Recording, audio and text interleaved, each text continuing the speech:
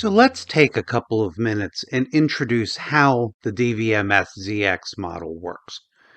So think about the model as an overlay onto how your organization operates today across both its governance and management layers. First, of course, the organization has to establish overarching governance goals. These include organizational strategies, strategic policies, and other guidance from senior management and from a board of directors.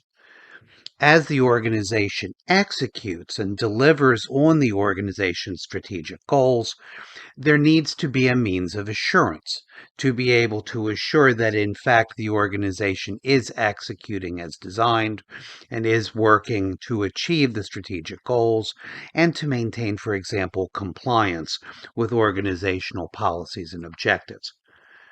So, as your organization begins its journey, it looks at existing capabilities and may need to extend plans for the purpose of meeting certain governance objectives, being able to apply certain levels of assurance, being able to look at existing capabilities, and identify needs for future capabilities.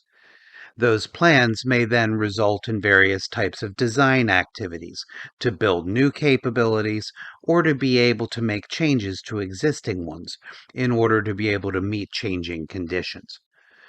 As the organization plans for and executes changes, these may encompass broad sets of changes that will be required not only to digital technologies, but to people and roles and responsibilities, to practices and processes, even to organizational culture. As the organization continues its journey, clearly it needs to be able to execute and deliver on those organizational capabilities to be able to drive against the organization's goals. And then, as we execute, of course, we will identify various types of opportunities for innovation to be able to drive ongoing iterative improvements into how we engage in all of the aspects of operating our organization, our ability to plan, our ability to engage in design practices, even our ability to provide meaningful innovations for changes in the organization's governance and even strategic goals. So the Z itself in the ZX model comes from this journey of working through planning and designing and changing and executing and doing innovation, with the understanding, of course, that none of this is linear, that in fact all of these organizational capabilities are continually operating throughout your organization in order to be able to deliver existing capabilities as well as being able to generate and build new ones.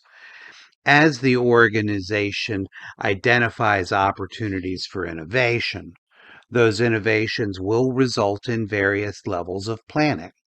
Now, again, don't think of this as linear. So those plans could be plans for an operational innovation. They could be plans for some broader sustaining innovation. They could be plans for an innovation that is so large in scale that your organization might need to reconsider its own paradigm. What business are we in? How do we create value for our stakeholders? And so those innovations might require fundamental changes in organizational governance. Regardless, some level of planning will then commence and will continue and work through the ZX model. So, understanding how to use this as an overlay model begins with what you do today. Your organization today have all of these capabilities at some level of rigor, at some level of maturity, given your organization's needs. And so the intent with the ZX model is to abstract out what are for your organization the minimum viable capabilities that are needed in order for your organization to achieve its objectives and to be able to successfully create, protect, and deliver digital business value and capabilities for your stakeholders.